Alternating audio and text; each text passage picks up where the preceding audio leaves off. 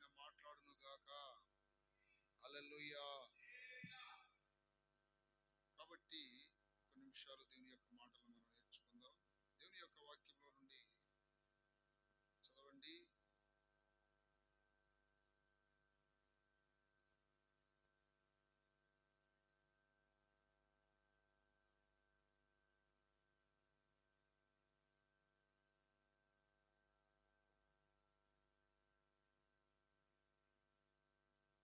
సంఖ్యాకాండము 16వ అధ్యాయము 46వ వాక్యాన్ని చదువుకుందాం.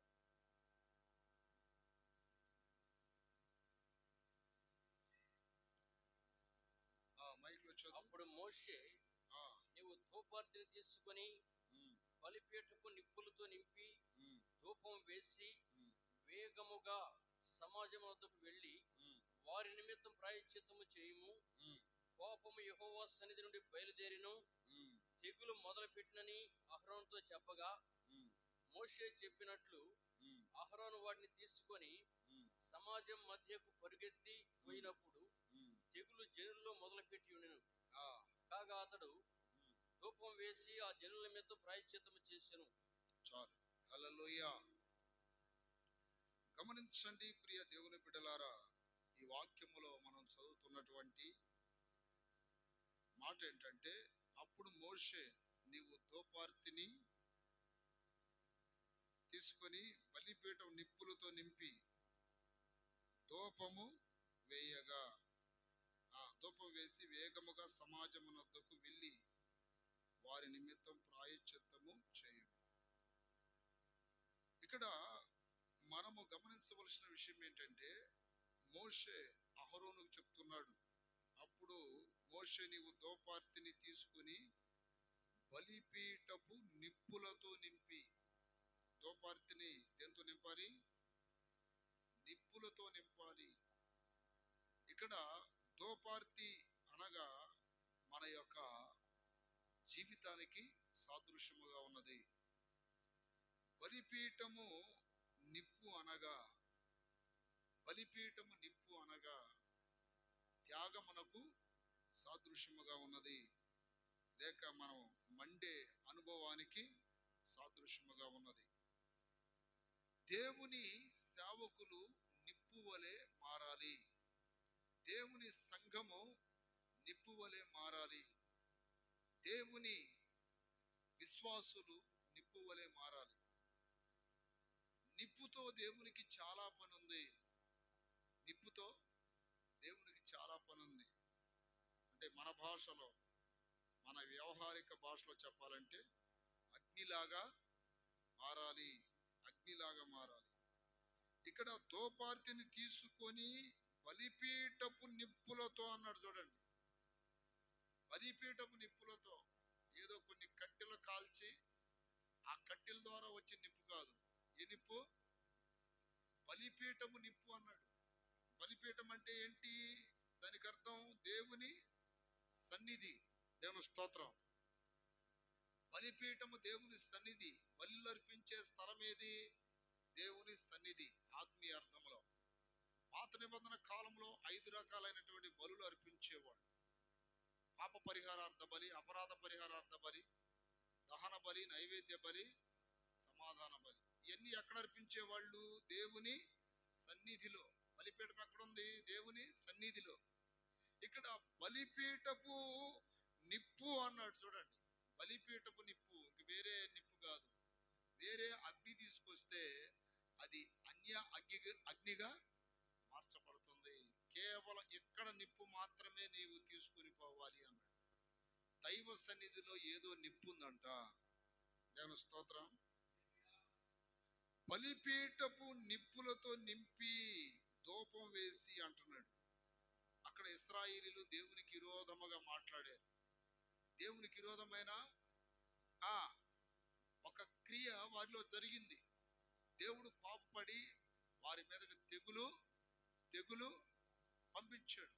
ఇప్పుడు ఆ తెగులు వలన ఇంచుమించు వేలాది మంది చనిపోతున్నారు. చనిపోతూ ఉన్నప్పుడు ప్రాయశ్చిత్తము చేయటానికి దేవుడు అక్కడికి ఇదిగో ఈ ధూపార్తిని తీసుకుని పోయి వేగముగా సమాజం వద్దకు వెళ్ళి వారి నిమిత్తం ప్రాయశ్చిత్తం చేయమన్నాడు. ఇక్కడ గమనించండి, దేవుని సన్నిధిలో ఉన్న నిప్పుతో బయలుదేరాలి సేవకుడు. దేవుని స్తోత్రం. దేవుని సన్నిధిలో ఉన్న నిప్పుతో బయలుదేరాలి విశ్వాసులు. దేవుని సన్నిధిలో ఉన్నటువంటి నిప్పుతో వెళ్ళాలి దేవుని సంఘ పెద్దలు. దేవుని స్తోత్రం. ఈ నిప్పుతో మనము మండుతూ ఉన్నప్పుడు దేవుడు కొన్ని కార్యాలు చేస్తాడు. దేవుని స్తోత్రం కలుగునుగాక. బలిపీఠము ఎక్కడ ఉంటుందంటే దేవుని సన్నిధిలో ఉంటుంది. ఇప్పుడు ఈ సన్నిధిలో ఉన్నటువంటి నిప్పు లేక అగ్నిలాగా మండిన మనము, ఈ దూపార్తి అనబడుతున్న మనము ఆ అగ్ని తీసుకొని సమాజంలోకి వెళ్ళాలి. అంటే సొసైటీ అంటే లోకంలోకి వెళ్ళాలి. అప్పుడు ఏం జరిగిద్ది అంటే సమాజంలో ఉన్న తెగులు ఆగిపోతుంది. ఇప్పుడు సమాజంలో అంటే లోకంలో ఎన్నో తెగుళ్ళు ఉన్నాయి. పాపం అనే తెగులు, శాపం అనే తెగులు, రకరకాలు దోషములు, అపరాధములు, తప్పులు, అతిక్రమములు, రకరకాలైన తెగులుతో ప్రజలు దేవుని కోపానికి గురైపోతున్నారు.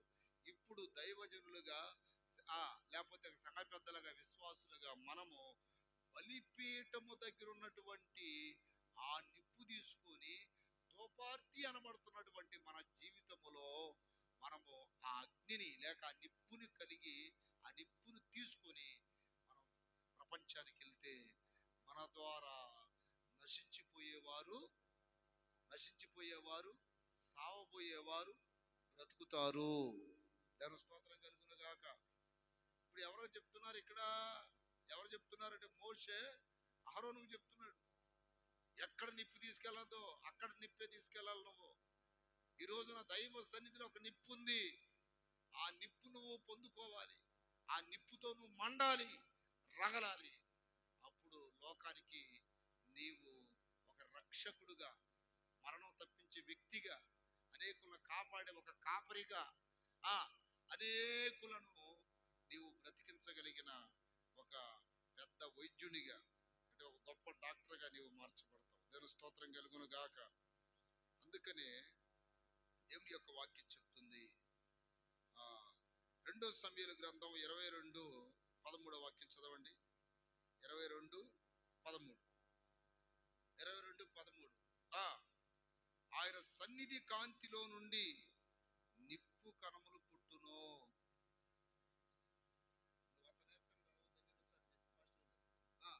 ఆయన సన్నిధి కాంతిలో నుండి నిప్పు కణములు పుట్టును. చూడండి, ఎక్కడి నుండి అంట? నేను అడిగినప్పుడు మీరు చెప్పాలా, ఎక్కడి నుండి?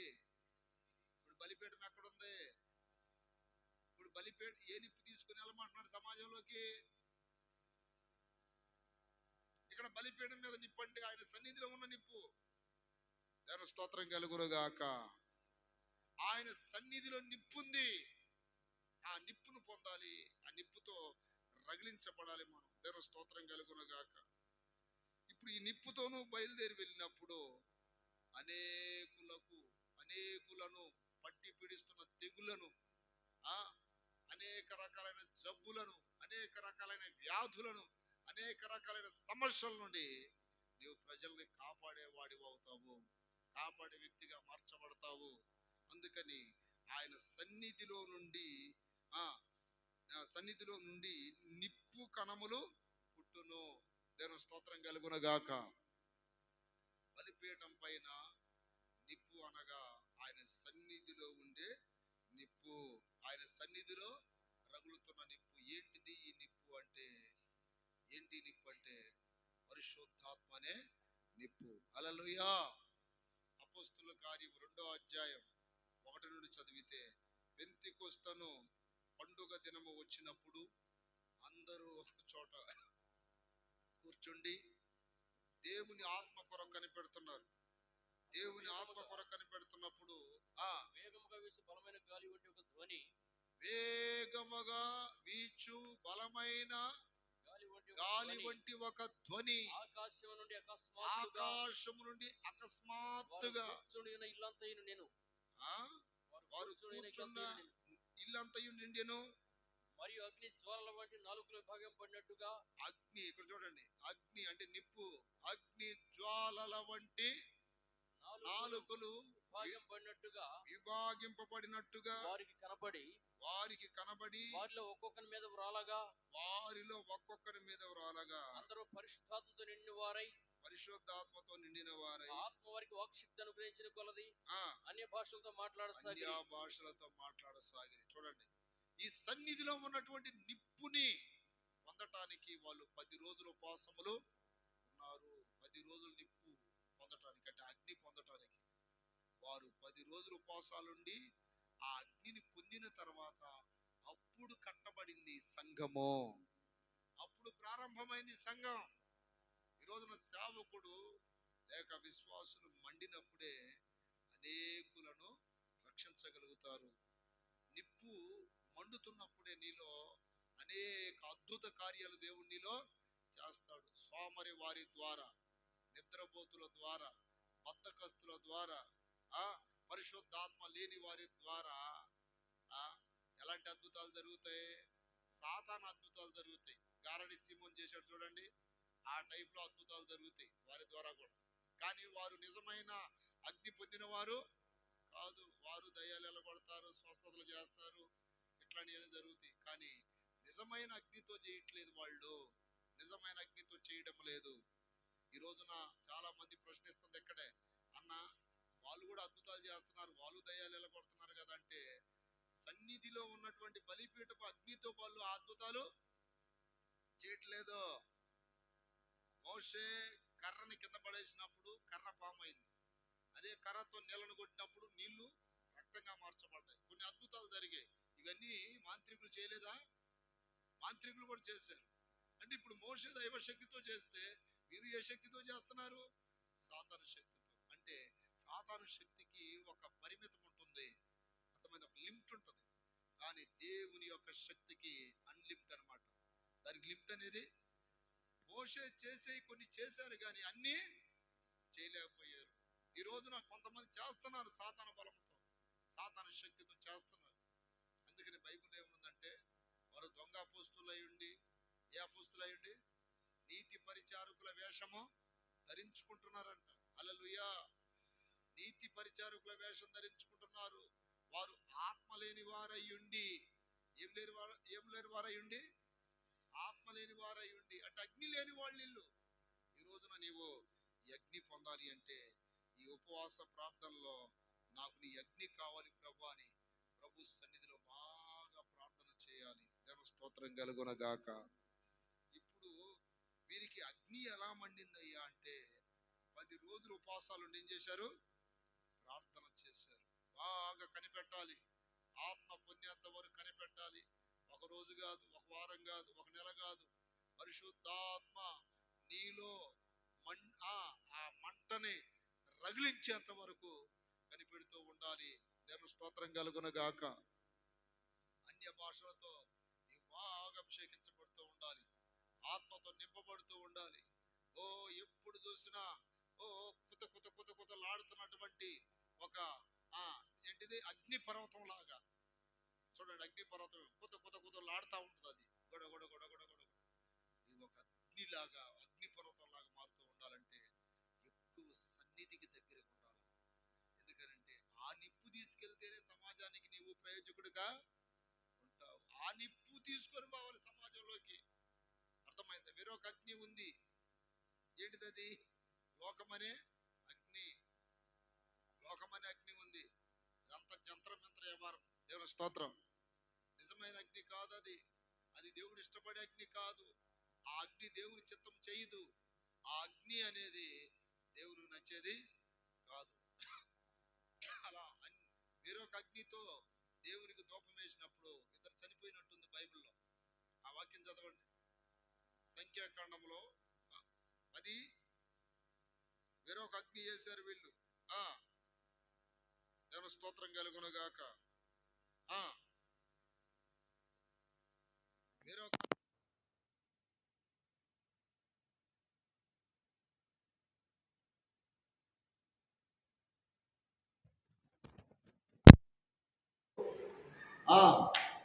తీసారా?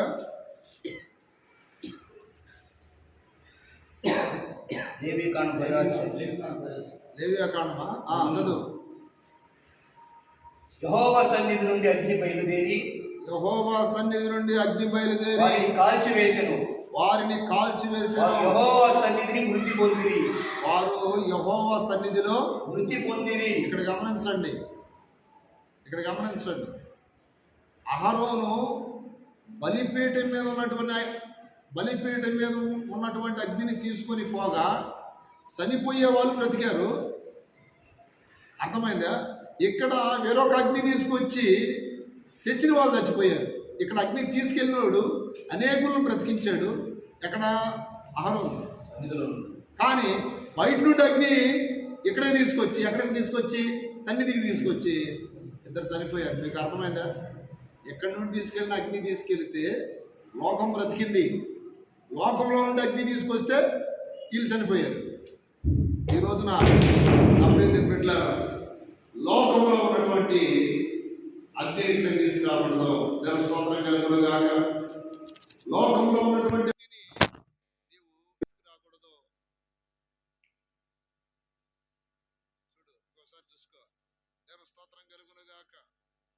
అప్రియ బిడ్డలారా, లోకంలో ఉన్నటువంటి అగ్నిని మనము దైవ సన్నిధికి తీసుకురాకూడదు. ఈ రోజున చాలా మంది లోకంలో ఉన్నటువంటి అగ్నిని తీసుకొస్తున్నారు. ఏంటిది? కోపాగ్ని, కోపాగ్ని, శరీర క్రియలైన అగ్ని, రకరకాల ఉన్నటువంటి ఎన్నెన్నో తీసుకొచ్చి ఆత్మీయులు చచ్చిపోతూ ఉన్నారు. ఈ రోజున లోకాగ్ని దైవ సన్నిధికి రాకూడదు. హల్లెలూయా. దైవ సన్నిధిలో నుండే అగ్ని బయలుదేరాలి. దేవుని స్తోత్రం. దేవుని యొక్క అగ్ని ఎప్పుడు సేవకుడు పొందుతూ సంఘాన్ని కూడా అగ్నిలాగా మారుస్తూ, అలాగే సంఘ పెద్దలు కూడా బాగా మండిస్తూ ఉన్నప్పుడు వారు అనేకులకు ప్రయోజకులుగా మార్చబడతారు. దేవుని స్తోత్రం కలుగును గాక. స్తోత్రం కలుగును గాక. ఇప్పుడు ఈ అగ్ని అంటే ఏమనుకున్నాం? ఈ అగ్ని అంటే ఏంటి? పరిశుద్ధాత్మ అగ్ని. సేవకుడు ఎప్పుడు పరిశుద్ధాత్మతో నింపబడుతూ ఉండాలి. హల్లెలూయా. యోహాను సువార్త 5:35లో రాయబడింది, అతడు మండుతున్నాడు, బాగా మండుతున్నాడు, అనేకులకు సంతోషం కలుగు చేస్తున్నాడు. యోహాను మండుతూ ఉన్నాడు. దేవుని సేవకులు దైవ సన్నిధిలో మండుతూ ఉండాలి. ఎక్కడైనా రహస్య స్థలాల్లో ఏకాంతంగా కూర్చొని మండుతూ ఉండాలి. ఆ మండే దైవజనుడు లోకంలోకి వెళితే ఎన్నో అద్భుతాలు జరుగుతాయి, ఎన్నో స్వస్థతలు జరుగుతాయి. వారు ఏదన్నా ఒక చిన్న సలహా ఇస్తే పెద్ద సమస్యలకు పరిష్కారం కలిగిద్ది. వారు దేవుని చేతిలో వాడబడుతున్నారు, లోకానికి వెలుగై ఉన్నారని ప్రజలు గుర్తుపడతారు. దేవుని స్తోత్రం కలుగును గాక. ఎందుకనంటే దైవజనుడిలో ఒక అగ్ని మండుతూ ఉంది. అగ్ని మండుతున్నప్పుడు అక్కడ మాట్లాడేది దైవజనుడు కాదు, దైవజనుడిలో నుండి దేవుడు మాట్లాడుతూ ఉంటాడు. దేవుని స్తోత్రం కలుగును గాక. మండుతున్న దైవజనుడిలో నుండి, మండుతున్న విశ్వాసుల్లో నుండి, మండుతున్న సంఘ పెద్దలో నుండి దేవుడు మాట్లాడుతూ ఉంటాడు. అది నీ స్వరం కాదు, నీ మాట కాదు, లో నుండి దేవుడు మాట్లాడుతూ ఉంటాడు. దానికి ఎగ్జాంపుల్గా నిర్గమకాండం 3వ అధ్యాయం చదివితే, మోషే కాలంలో అగ్ని మండుతుంది కానీ పొద కాలిపోలేదు. అగ్ని మండుతుంది, పొద కాలిపోలేదు. ఏంటా వింత అని మోషే ఆ దగ్గరికి వచ్చినప్పుడు పొదలో నుండి దేవుడు మోషేతో మాట్లాడుతున్నాడు. అంటే మండుతున్న పొదలో నుండి దేవుడు మాట్లాడుతున్నాడు. ఈ రోజున నువ్వు మండే పొదలాగా ఉండాలి. దేవుని స్తోత్ర. మండే పొదలా ఉండాలి. విశ్వాసులు, అయ్యా వీరి నోట దేవుని మాటలే వస్తాయి అయ్యా, అపవిత్రమైన మాటలు రావు. వారి మాటలు చాలా చాలా చాలా ఆదరణిస్తున్నాయి, చాలా ధైర్యపరుస్తున్నాయి. దేవుని స్తోత్రం కలుగును గాక. నిర్గమకాండం 3వ అధ్యాయం 2వ వాక్యం. ఒక పొద నడిమిని అగ్ని జ్వాలలో యెహోవా దూత అతనికి ప్రత్యక్షమాయెను. అతడు చూచినప్పుడు అగ్ని వలన పొద మండుచుండెను గాని, ఇక్కడ చూడండి, అగ్ని వలన ఆ పొద మండుచుండెను గాని పొద కాలిపోలేదు. ఆ పొద కాలిపోలేదు. అప్పుడు మోషే ఆ పొద ఎలా కాలిపోలేదో ఆ పొద ఎలా కాలిపోలేదు. నేను ఆ తట్టు వెళ్ళి గొప్ప ఆ వింత తట్టు వెళ్ళి ఆ చూచెదను. గొప్ప వింత చూసేదని అనుకొనెను. దాన్ని చూచుడు కాదును ఆ తట్టు వచ్చుడు యెహోవా చూచెను. ఆ దేవుడు ఆ పొద నడుము నుండి మోషే మోషే ఆ అని అతనికి పొద పిలిచెను. నడుము నుండి మాట్లాడుతున్నాడు. హల్లెలూయా. అంటే ఎక్కడి నుండి మాట్లాడుతున్నాడు? ఆ పొదలో దేవుడు నిలబడి మాట్లాడుతున్నాడు. ఇప్పుడు పొదలో ఏముంది? అగ్ని. పొదలో ఏముంది? మంట. ఈ పొద ఎవరో సాదృశ్యం? మన జీవితాలకి సాదృశ్యం. అసలు పొద అంటే ఏంటి? శపించబడినది. పొద అంటే ఏంటి చెప్పండి? శపించబడినది. దేవుడు అవ్వ ఆదాములను సృష్టించినప్పుడు కేవలం ఈ భూప్రపంచంలో ఫలవృక్షములు మాత్రం ఉండేవి. వారు ఉద్దన్న పండు తినడం వలన దేవుడు భూమిని శపించడం వలన భూమి ముళ్ళ తొప్పలు గచ్చ పొదలని బలు రక్కసి చెట్లను దేవుడు సృష్టించాడు. ఇది ఆ తర్వాత అంటే పండ్ల వృక్షములు ముందు, తర్వాత వచ్చినాయి ఏంటి? ముండ్ల పొదలు. అంటే శాపగ్రస్తమైన ముండ్ల పొదలో నుండి దేవుడు ఎందుకు మాట్లాడుతున్నాడు అంటే ఆ పొద మండుతుంది కాబట్టి. ఇప్పుడు ఈ పొద ఎక్కడుంది? సీనాయి పర్వతానికి దగ్గరగా ఉంది. సీనాయి పర్వతం దగ్గరగా ఉంది అంటే ఏంటి అర్థమైంది? అంటే అర్థం ఏంటి? సీనాయి పర్వతం అనగా దేవుని పర్వతం. దేవుని పర్వతం అంటే దేవుని సన్నిధి. ఈ పొద ఎక్కడుందండి? ఈ పొద ఎక్కడుంది? దేవుని సన్నిధికి దగ్గరగా ఉంది. ఇప్పుడు సీనాయి పర్వతానికి 3 పేర్లు ఉన్నాయి. దేవుని పర్వతం, సీనాయి పర్వతం, హోరేబు పర్వతం. అంటే దేవుడు ఉన్న పర్వతం పేరే ఈ సీనాయి పర్వతం. దేవుడు ఉన్న పర్వతం పేరే హోరేబు పర్వతం. దేవుడు ఉన్న పర్వతం పేరే దేవుని పర్వతం. ఇప్పుడు ఈ పొద ఎక్కడుందంటే ఇప్పుడు దేవుని పర్వతానికి దగ్గరగా ఉంది. అంటే దేవుని సన్నిధికి దగ్గరగా ఉంది. ఆ పొదలో నుండి దేవుడు మాట్లాడుతున్నాడు. ఇప్పుడు ఈ పొద ఇంకెవరో కాదు, మనమే. ఈ పొద ఎవరో కాదు, మనమే. మన శాపగ్రస్తులం. మనము పాపిష్టి ప్రజలం ఒకప్పుడు. ఈరోజు దేవుడు మన పాపములు క్షమించి బాప్తిస్మం అనే నీటి బాప్తిస్మం ద్వారా మనల్ని రక్షించి పరిశుద్ధాత్మ అగ్ని ద్వారా దేవుడు మనల్ని మండిస్తూ మనలో నుండి అనేకులతో మాట్లాడుతూ ఉన్నాడు. హల్లెలూయా. అందుకని వాక్యం చెప్తుంది, నా మాట అగ్ని వంటిది కాదా, బండను బద్దలు చేయు సుత్తి వంటిది కాదా. హల్లెలూయా. నా వాక్కు ఎవరకుండునో వాడు సత్యమును బట్టే మాట్లాడాలి. నేను మీ అందరికి చెప్తున్నాను, ఒకసారి నాకెళ్ళి చూడండి. సేవకులైన విశ్వాసులైన అబద్ధాలు చెప్పే వారితో అబద్ధాలు చెబితే ఒకవేళ ఎప్పుడైనా తెలియక మాట్లాడితే ఇక దేవుని వాక్కు అనేది వారి నోట్లో నుండి రాదు. ఎందుకంటే నా వాక్కు ఎవనకుండునో వాడు సత్యమును బట్టి మాట్లాడాలి. అంటే నిజం మాట్లాడే సేవకుడు, నిజం మాట్లాడే సంఘ పెద్దల విశ్వాసం, నిజం మాట్లాడే వ్యక్తి అగ్నిలాగా మండుతున్నాడని. నిజం కాకుండా పోషక మాటలు, పోకిరి మాటలు, గాలి మాటలు, పనికిరాని మాటలు, దూషణ మాటలు, బూతులు, దుర్భాషలు ఆడుతున్న వ్యక్తిలో నుండి దయ్యము మాట్లాడుతుంది. అర్థమైందా? మండుతున్న పొదలో నుండి దేవుడు మాట్లాడుతుంటే ఇదిగో ఈ పాపము శాపములతో ఉన్నటువంటి వ్యక్తుల్లో నుండి ఎవరు మాట్లాడుతున్నారు? సాతానుడు మాట్లాడుతున్నాడు. ఆ మాట్లాడుతుంది ఎవరు? సాతానుడే. సాతాను మాట్లాడుతాడు. పాములో దూరి మాట్లాడాడు, పాములో ప్రవేశించి మాట్లాడాడు. అదే రీతిగా ఈ రోజున నీలో అనవసరమైన మాటలు నిరుత్సాహపరుస్తా ఉంటాయి. ఈ మాటలు ఎటువంటి అంటే ఆ మాటల వల్ల ఏ ప్రయోజనం ఉండదు. ఆ మాటలు అధైర్యపరుస్తుంటాయి. ఆ మాటలు ఎప్పుడు కృంగదీస్తూ ఉంటాయి. ఆ మాటలు ఎప్పుడు పనికిరాని వేస్ట్ మాటలు మాట్లాడుతూ ఉంటాయి. ఆ మాట్లాడించేది ఎవరు తెలుసా? సాతానుడు. అందుకని వాక్యం చెప్తుంది ఏమనంటే, విస్తారమైన మాటలలో దోషం ఉండక మానదో. విస్తారముగా మాట్లాడుతూ ఉంటారు. ఎవరి ఇల్లు? ఆరిపోయిన వాళ్ళు, సాతాను ప్రవేశించిన వారు. అందుకని మొదలాంటి నీ హృదయములో నుండి దేవుడు నీతో మాట్లాడుతున్నప్పుడు నీ నోరు జాగ్రత్తగా ఉండాలి. ఇర్మియా గ్రంథం చదవండి ఆ వాక్యాన్ని. నా వాక్కు ఎవనుకుండునో 23వ అధ్యాయం 28, 29. కలలో కనిన ప్రవక్త కలలు చెప్పవలెను.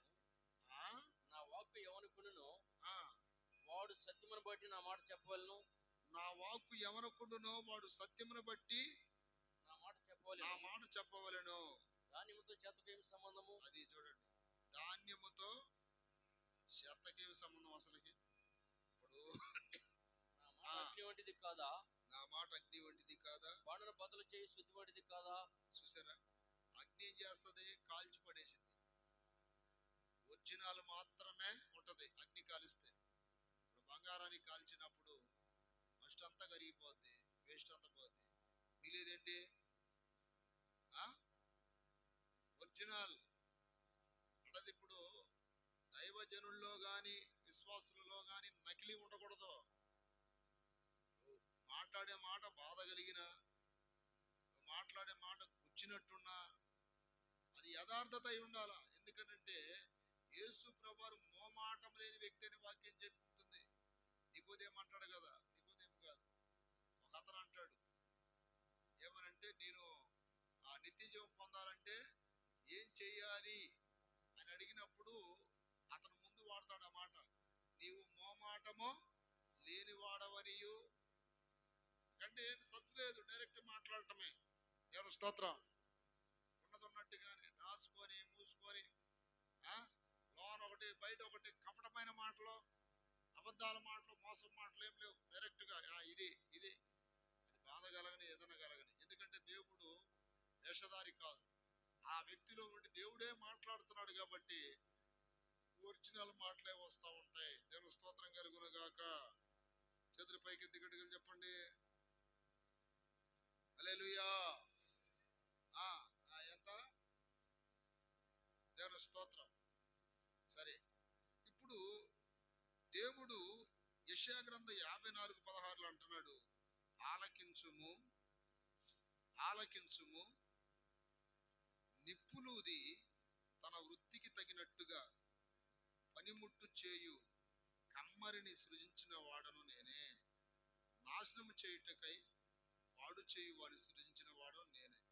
ఇక్కడ గమనించాల్సిన విషయం ఏంటంటే, నిప్పులూది తన వృత్తికి తగినట్టుగా పనిముట్టు చేయు కమ్మరిని సృజించిన వాడను నేనే అన్నాడు. అంటే నిప్పు దేనికి సాదృశ్యం అండి? ఒక వస్తువుగా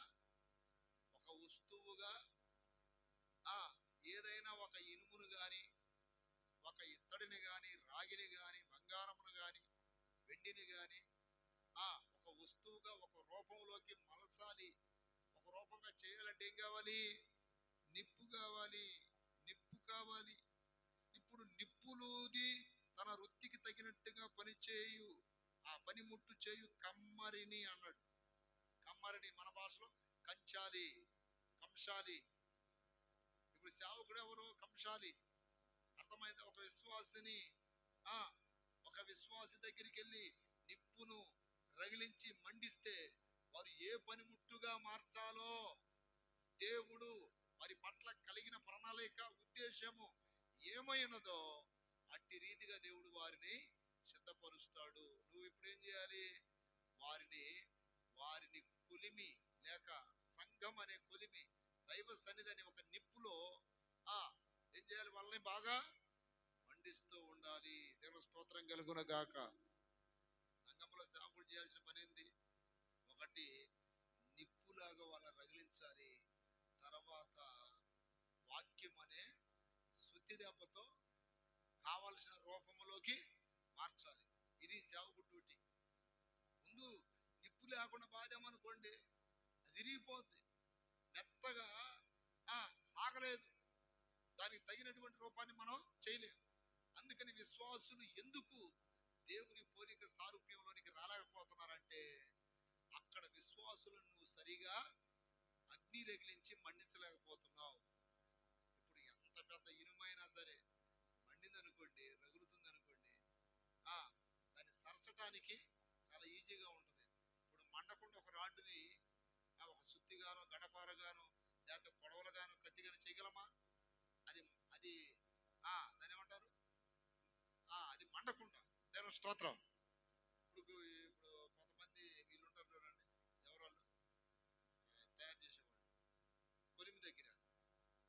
తయారు చేసేవాళ్ళు.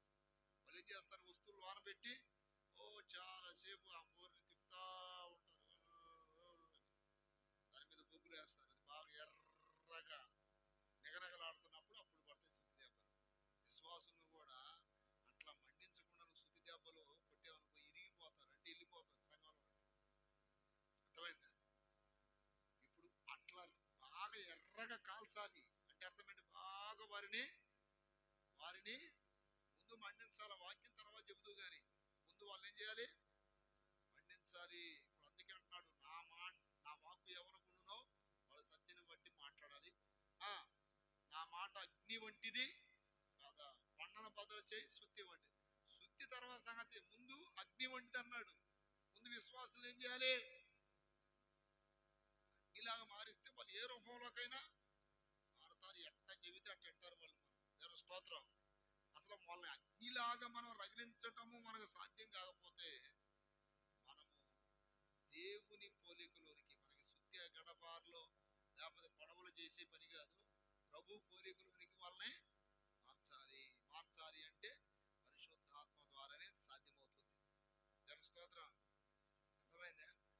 ఈ వ్యక్తి నా మాట అంటలేదు, ఆ వ్యక్తి నా మాట అంటలేదు అంటే మనం తీసుకొచ్చి మోకాల నుంచి ఇచ్చి బాగా మండించాలి నువ్వు.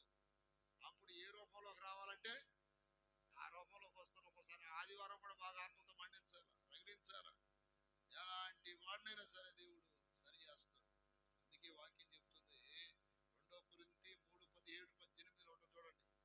ఆ ఆత్మ వలన ఆ పోలికగా మార్చబడుతున్నారు.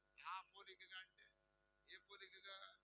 అవ్వ ఆదాములు కూలిపోయిన ఆ పరిశుద్ధమైన పోలికను మరలా ఆత్మ ద్వారా మనము విశ్వాసులను లేక మనమైనా లేకపోతే ఎవరైనా సరే పరిశుద్ధాత్మ అగ్ని ద్వారా ప్రభు పోలికగా మార్చబడతాం. చదువు. ప్రభు యొక్క ఆత్మ ఎక్కడ ఉండునో, ప్రభువే ఆత్మ, ప్రభు యొక్క ఆత్మ ఎక్కడ ఉండునో, ప్రభు ఆత్మ ఎక్కడ ఉండునో అక్కడ స్వాతంత్రం ఉండును. అక్కడ స్వాతంత్ర్యము. మనమందరమును ముసుకులని ముఖముతో ప్రభు యొక్క మహిమను అద్దం వలె ప్రతిఫలింపజేయచ్చు, మహిమ నుండి అధిక మహిమను పొందుచు ప్రభువుకు ఆత్మ చేత ఆ పోలికగానే మార్చబడుతున్నాము. ఇక్కడ చూడండి, మహిమ నుండి అధిక మహిమ అంటే నువ్వు ఎంత సేపు ఆత్మతో నింపబడతావో, ఎన్నిసార్లు ఆత్మతో నింపబడతావో అన్నిసార్లు మహిమ నుండి అధిక మహిమగా నీవు మార్చబడతావు. మహిమ నుండి అధిక మహిమ, మహిమ నుండి అధిక మహిమ. రాను రాను రాను రాను దైవత్వము అనే ఆ సారూప్యం, అలాగే ప్రభు పోలిక, ప్రభు యొక్క స్వరూపం, ప్రభు యొక్క లక్షణాలు, ప్రభు యొక్క తగ్గింపు, ప్రభు యొక్క దీనత్వం, ప్రభు యొక్క ఆయనలో ఉన్న వెలుగు నువ్వు ఎన్నిసార్లు మండుతూ ఉంటే అన్నిసార్లు కనపడుతూ ఉంటది. రాను రాను అధికమవుతుంది అన్నమాట మహిమ. దేవుని స్తోత్ర. చేతుల పైకి ఎత్తి గట్టిగా చెప్పండి, హల్లెలూయా. కాబట్టి మనం ఆత్మతో బాగా మండుతూ ఉండాలి. యెషయా గ్రంథం 44:12 వాక్యం చదవండి. 44:12. కమ్మరి గొడ్డలి పదును చేయిచు నిప్పులతో పని చేయును. ఏంటంటే చెప్పండి, కమ్మరి గొడ్డలి పదును చేయొచ్చు. ఆగండి, ఇప్పుడు సేవకుడు దేంతో పని చేయాలి? నిప్పు లేకుండా చేయకూడదు సేవ, నిద్రపోత చేయకూడదు, నిప్పుతో చేయాలి సేవ. దేవుని స్తోత్రం. నువ్వు మండాలి, అనేకులను మండించాలి, బాప్తిస్మ ఇచ్చే యోహానులాగా. దేవుని స్తోత్రం. రాత్రి అంతా కూర్చుంటావో ఉదయం కూర్చుంటావో, ఎప్పుడు ఆ దైవజనుని మాట అగ్నిలాగుంటది. ఆయన మాట్లాడినప్పుడల్లా ఏదో ఒక కట్టు తెగిపోతుంది, ఏదో ఒక బంధకంలో నుండి విడుదల కలుగుతుంది. ఆయన మాట్లాడినప్పుడల్లా ఏదో ఒక అద్భుతం జరుగుతుంది. అంటే అతను ఎవరో? ఇప్పుడు నిప్పుతో పనిచేస్తున్నవాడు. ఇదేంతో పనిచేస్తున్నవాడు? నిప్పుతో పనిచేయాలి సేవకుడు, నిప్పుతో పనిచేయాలి దేవుని బిడ్డలో. ఎక్కడ పోయినా నిప్పుతోనే మన యొక్క సేవా కార్యక్రమాలు కొనసాగాలి. పబ్లిసిటీతో కాదు, ఈ లోక సంబంధమైనటువంటి ఆర్భాటాలు హడావుడితో కాదు. దేవుని స్తోత్ర. నిప్పుతో మనము దేవుని పని చేయాలి. వాక్యం చెప్తుందంటే అక్కడ కమ్మరి గొడ్డలి పదును చేయొచ్చు, నిప్పు నిప్పులతో పని చేయును. శుద్ధితో దాన్ని రూపించి. చూసారా, నిప్పుతో కాల్చటం, శుద్ధితో దానిని రూపించి తన బాహుబలము చేత దాన్ని చేయును. అతడు ఆఖరి సరే ఓకే, ఇక్కడ చూడండి, నిప్పుతో పని చేయాలి సేవకుడు, నిప్పుతో పని చేయాలి దేవుని బిడ్డలు. దేవుని స్తోత్రం కలుగును గాక. ఈ రోజున నీలో ఆ నిప్పు ఉందా లేదా? ఆ నిప్పు నీలో రగులుతుందా లేదా? అందరు మోకాళ్ళు ఉంచండి, కొన్ని నిమిషాలు మోకాలు ఉంచి కనిపెట్టండి. హల్లెలూయా. నేను మరలా చెప్తాను వాక్యం, పరిశుద్ధాత్మ కూటం కనుక కొన్ని నిమిషాలు బాగా కనిపెట్టండి. అయ్యా, నీ అగ్ని నేను పొందుకోవాలి, అగ్నిలాగా మారాలి ప్రభా.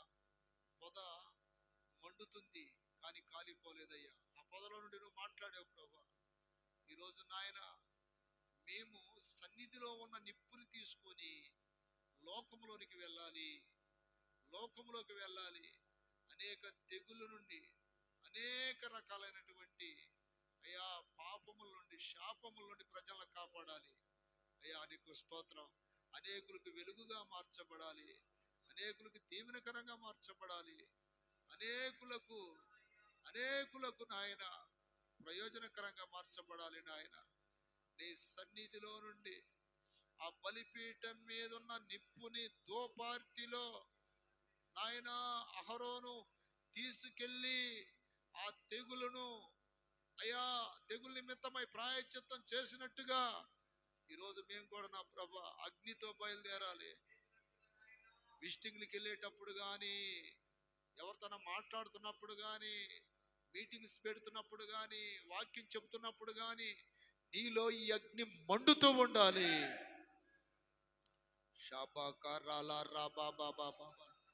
మండాలి మండాలి మండాలి, అభిషేకం అభిషేకం మండాలి మండాలి మండాలి, అభిషేకం పొందాలి, మండాలి అభిషేకం మండాలి నా గుండె,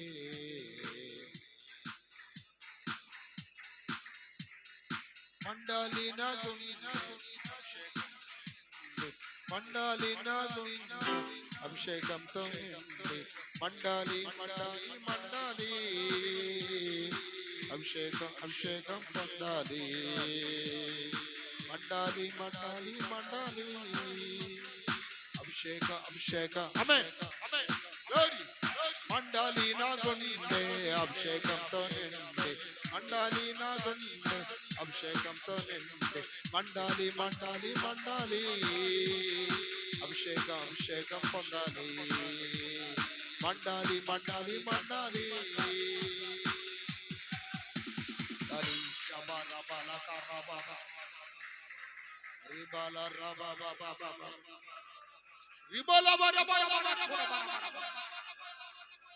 బలిపీఠము పైన నిప్పుంది,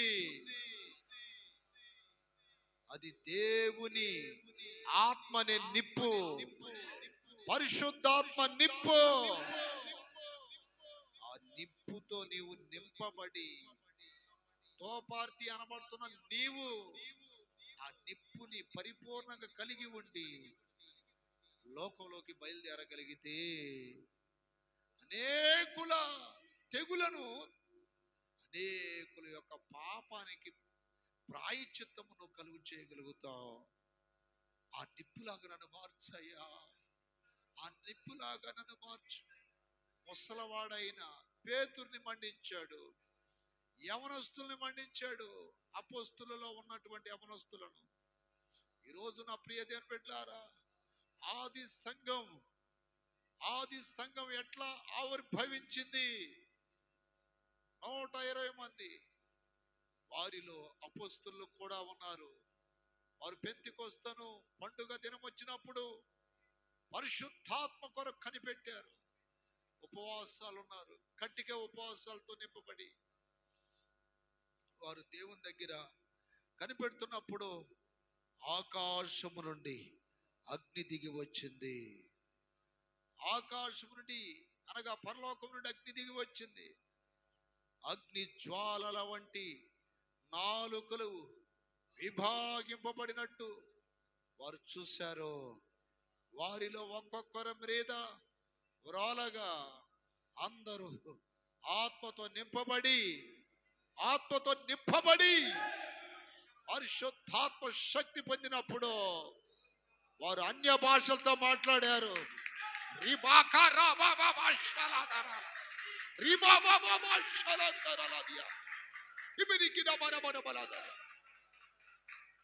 అగ్నిలాగా నువ్వు మండు, అగ్నిలాగా నీవు రగులు.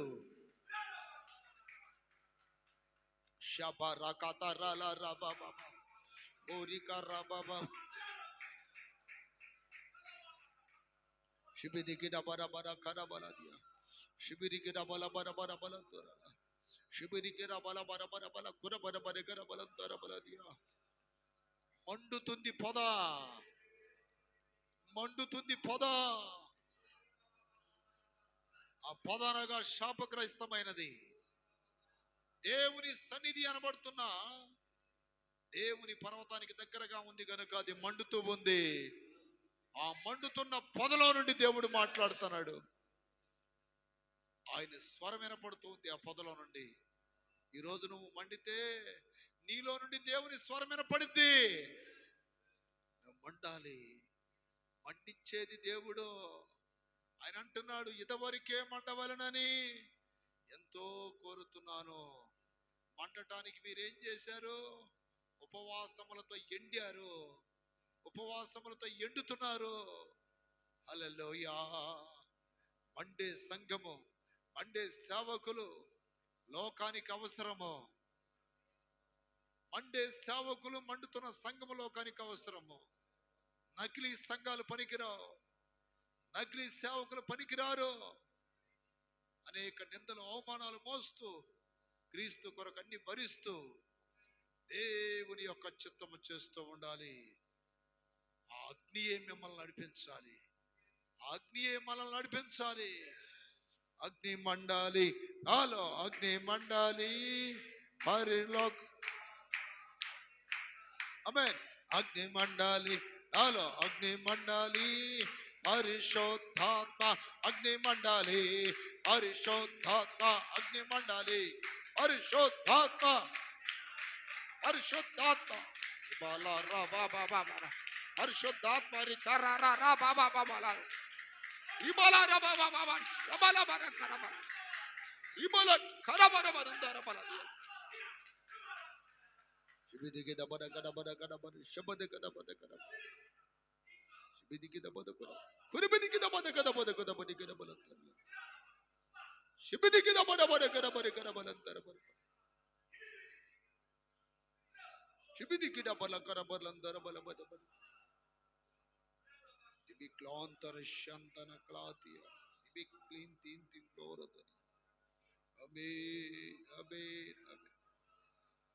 ప్రార్థన ఆత్మతో నిత్యము మండాలి ప్రాణాత్మ దేహములో. అవును, ప్రార్థన ఆత్మతో నిత్యము మండాలి ప్రాణాత్మ దేహములో. పరలోక శక్తిని భూమిపై దింపాలి. పరలోక భూమిపై దించాలి. ఈ లోక శక్తులను అనగా ద్రొక్కాలి. ఈ లోక శక్తులను ప్రజల్ని పట్టి పీడిస్తున్న శక్తులను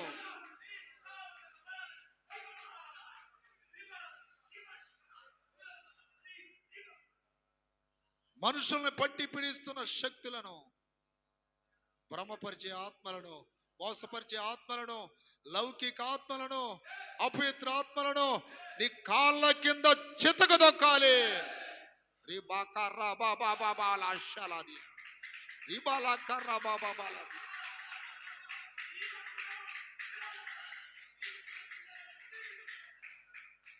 ఆత్మశక్తి పొంది అనగద్రొక్కితిని అపవాది శక్తులను, దుష్ట అపవాది శక్తులను.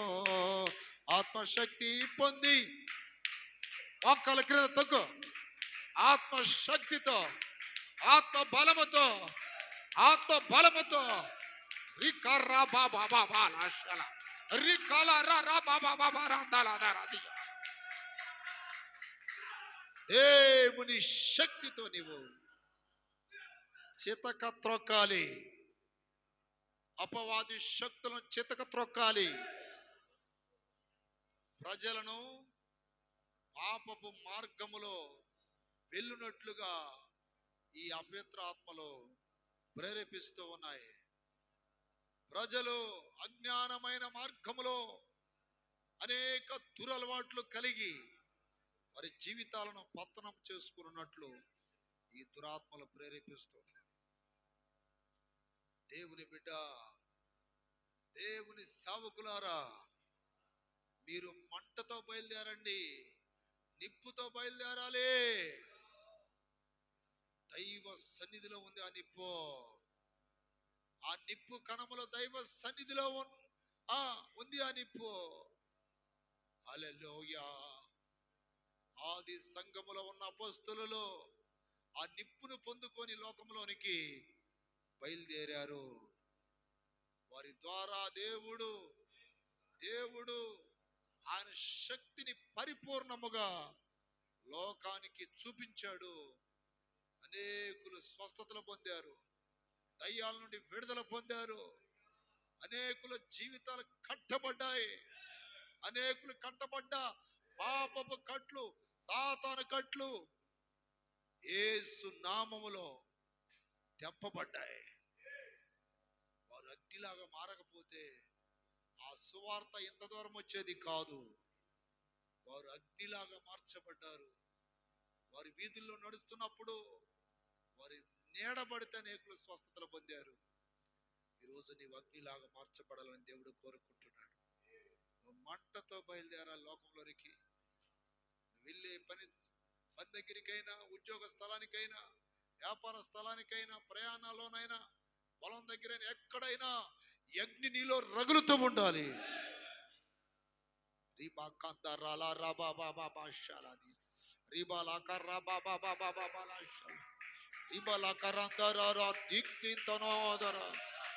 దేవుని శక్తి, దేవుని శక్తి, దేవుని శక్తి.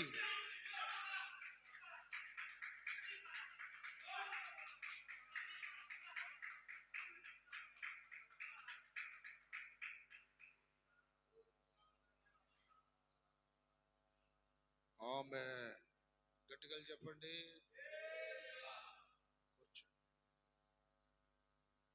ఈ అగ్ని వలన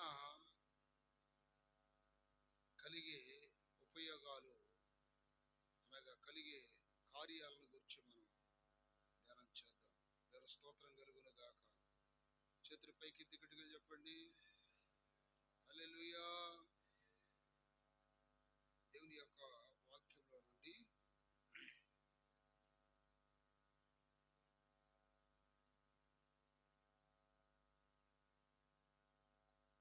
ఈ అగ్ని వలన లేక ఈ నిప్పు వలన ఉపయోగం ఏమిటంటే, యోబు గ్రంథం 5వ అధ్యాయం 7వ వాక్యం చదువుకుందాం. నిప్పు రవ్వలో, యోబు గ్రంథము 5:7, నిప్పు రవ్వలో పైకి ఎగురునట్లు అని వాక్యం చెప్తుంది. చూడండి, నిప్పు రవ్వలు ఏం చేస్తున్నాయంట? నిప్పు రవ్వలో కిందకి ఎప్పుడు ఎగరవు, ఎప్పుడు పైకి ఎగురుతూ ఉంటాయి. దాని యొక్క ఆత్మీయ అర్థం ఏంటంటే, అవి ఎప్పుడు పైకి చూస్తూ ఉంటాయి. కొలస్సీలకు రాసిన పత్రిక 3:3 చదివితే, మనము క్రీస్తుతో కూడా లేపబడిన ఎడల పైనున్న వాటినే మనము వెదకాలి. దేవుని స్తోత్రం కలుగును గాక. ఈ రోజున సాతానుడు లోక సంబంధమైనవి మనం వెతుకున్నట్లు చేస్తున్నాడంటే మోసం. అది లోక సంబంధమైనవి వెతుకున్నట్లు చేస్తున్నాడంటే మోసం. నిప్పు రవ్వలు పైకి ఎగురునట్లు అంటే, రేపు ఈ నిప్పు రవ్వలు పైకి ఎగిరినట్లు దేవుని సంఘం పైకి ఎగరాలి, సేవకులు పైకి ఎగరాలి. ఈ లోకంలో ఉన్నటువంటి దేవుని బిడ్డలందరూ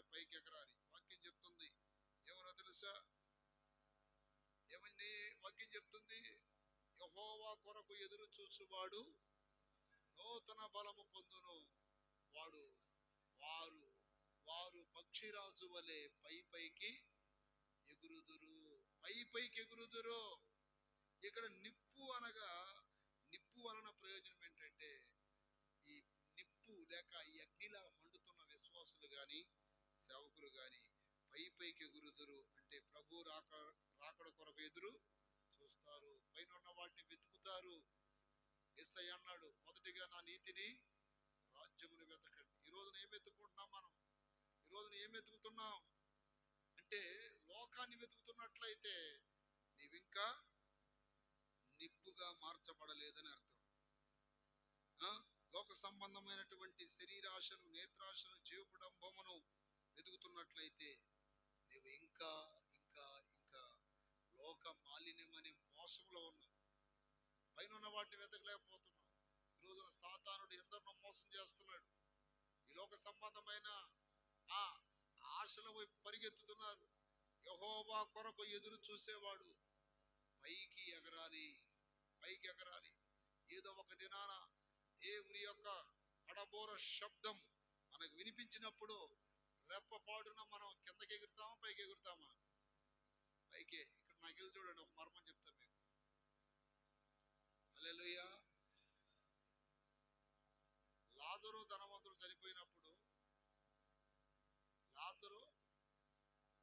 చనిపోయినప్పుడు, దేవదూతలు ఇద్దరు పైకి తీసుకెళ్లారంట. ధనవంతుడు చనిపోయినప్పుడు కిందకి పాతాళానికి పోయాడని వాక్యం చెప్తుంది. దేవుని స్తోత్రం. రేపు బాప్తిస్మం పొందిన వాళ్ళందరూ పైకి ఎగరలేరు. అగ్నిలాగా మారిన వాళ్ళు, అంటే పరిశుద్ధాత్మ పొందిన వాళ్ళు మాత్రమే పైకి ఎగరగలిగేది. అసలు పరిశుద్ధాత్మను మనకి ఎందుకు ఇచ్చాడంటే, ఈ పరిశుద్ధాత్మని ఇంజన్, సంఘం అనే పెట్టిని ఏం చేయాలి? పైకి తీసుకుపోవాలి. అందుకని ఇప్పుడు ఈ పరిశుద్ధాత్మ దేవుడు భూమి మీద ఉంది. దేవుని స్తోత్రం. ఈ సంఘాన్ని తండ్రికి అప్పగించాలన్నమాట. సంఘాన్ని కాపాడుకుంటూ ఉండాలి. దావీదు అంటాడు కదా, నా తండ్రి మందని నేను కాయుచున్నాను. అట్లాగే ఇప్పుడు తండ్రికి ఒక రాజ్యముగా సంఘం అనేది కట్టబడాలి. ఈ పరిశుద్ధాత్మ దేవుడు దానికి కావలా ఉన్నాడు. రేపు పరిశుద్ధాత్మ దేవుడే పైకి సంఘాన్ని తీసుకెళ్తాడు. ఇప్పుడు సంఘాలకు పరిశుద్ధాత్మ గురించి అనుభవం తెలియకపోతే కడపర శబ్దం వారికి వినపడింది అంటారా? అయ్యా నా పాటలు వచ్చాయా, పాటలు పాడుతున్నానయ్యా, వాయిద్యాలు వాయిస్తున్నానయ్యా, కానుకలు ఇస్తున్నానయ్యా, దశమ భాగాలు ఇస్తున్నానయ్యా, దేవుడు అంటాడు అన్ని తీసుకెళ్లి దెబ్బలో పడి. అసలు మీరు పొందాల్సిందే నువ్వు పొందుకోలేదు, పరిశుద్ధాత్మని పొందలేదు. ఆత్మ లేనివాడు ఆయన వాడు వాడు. తన్ను అడుగు వారికి నిత్యముగా పరిశుద్ధాత్మను ఆయన అనుగ్రహించును. వారు ఆత్మ లేని వారై ఉండి ప్రకృతి సంబంధులు. ఏ సంబంధులు? అందుకని ఇలాంటి శుద్ధీకరణ కోటాల్లో మీరు పరిశుద్ధాత్మ గురించి బాగా తెలుసుకోవాలి. దేవుని స్తోత్రం. సంఘాలకి తేడా ఏంటంటే ఇదే, అన్నీ ఉంటాయి సంఘాల్లో. అర్థమైందా? చెత్త కాగితాలు ఉంటాయి, నక్షత్రాలు ఉంటాయి, డ్యాన్సులు ఉంటాయి, ఎగురులు ఉంటాయి, ఇంకా ఏముంటాయి? అన్నీ ఉంటాయి. కానీ లేనిదేంటి అక్కడ? పరిశుద్ధాత్మ లేదు. పరిశుద్ధాత్మ అభిషేకం, నిప్పు లేదు అక్కడ, ఫైర్ లేదు అక్కడ. దేవుని స్తోత్రం. అందుకని పరిశుద్ధాత్మ వలన మొట్టమొదట ప్రయోజనం ఏంటంటే, పైకి ఎగిరే అనుభవం అనేది ఈ పరిశుద్ధాత్మ లేక ఈ నిప్పును పొందుకున్న వారికి ఉంటుంది. రెండవది ఈ అగ్ని లేక నిప్పుని కలిగిన వ్యక్తులకు పాప నివారణ కలిగింది. ఏ నివారణ? ఇప్పుడు బాప్తిస్మం పొందమంటే అనేక మంది సహోదరుల సహోదరులు వచ్చి బాప్తిసాలు పొందుతున్నారు. కానీ పొందుతున్న వాళ్ళకి ఏమైనా మారుమనసు వస్తుందా? అసలు మారుమనసు పొందే కదా బాప్తిసం తీసుకోవాల్సింది. గుంపులో పోయి వందల మంది, వేల మంది, ఇంతమందికి నేనేమిచ్చాను, బాప్తిసాలు ఇచ్చానని గొప్పగా చెప్పుకుంటున్నారు. ఆ మధ్య బ్రెజిల్లో ఒకే రోజు 12,000 మంది బాప్తిసాలు పొందారు. ఒక్కరోజే. హల్లెలూయా. 12,000 మంది బాప్తిసాలు పొందారు ఒకే రోజు. మునిగి రావటమే కదా. అంటే వాళ్ళకి సరైనటువంటి వాక్యమును గురించిన జ్ఞానము లేదు. అంటేనే పరిశుద్ధాత్మ అనుకుంటున్నారు. కాదు. పరిశుద్ధాత్మ అంటే నీళ్ళల్లో బాప్తిసం తీసుకోవాలి, రెండవది పరిశుద్ధాత్మను పొందాలి, తప్పక పొందాలి.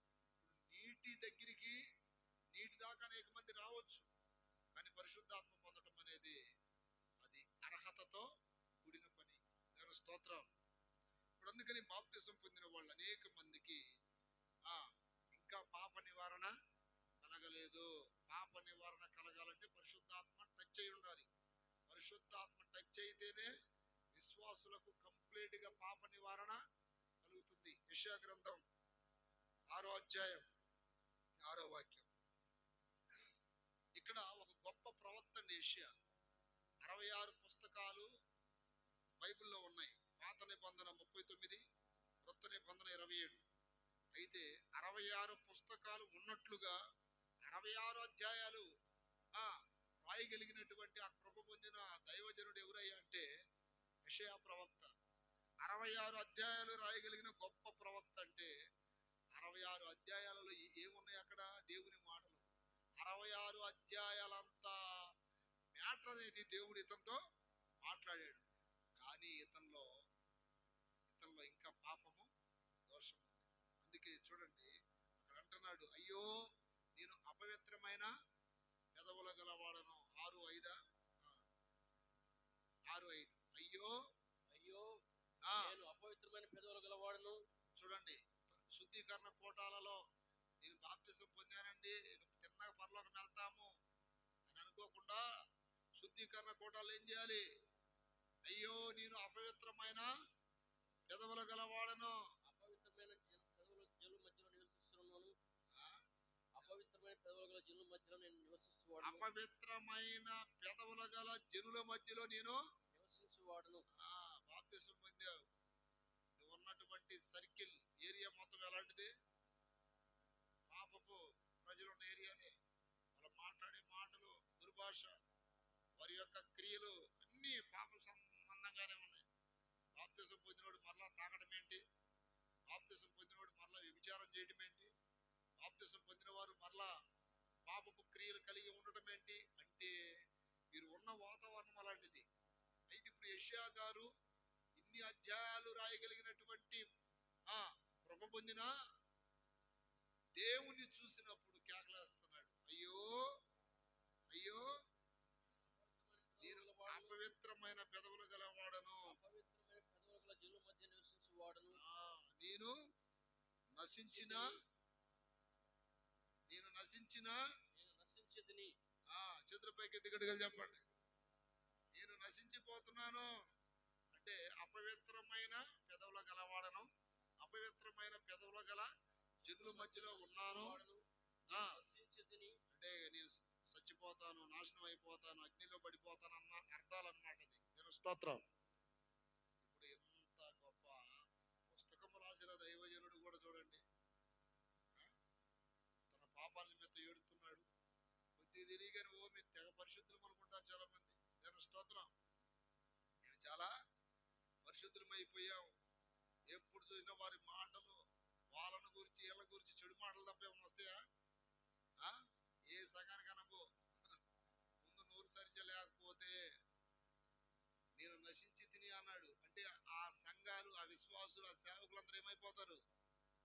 నశించిపోతారు. నోరు సరి లేకపోతే నోటితో అబద్ధాలు ఆడటం, నోటితో కొండ్యాలు మాట్లాడటం, నోటితో కపట మాటలు మాట్లాడటం, వాళ్ళ గురించి వీళ్ళ గురించి, ఆ ఇంటి గురించి ఈ ఇంటి గురించి ఎప్పుడు చూసినా పనికిమాల ముచ్చట్లే.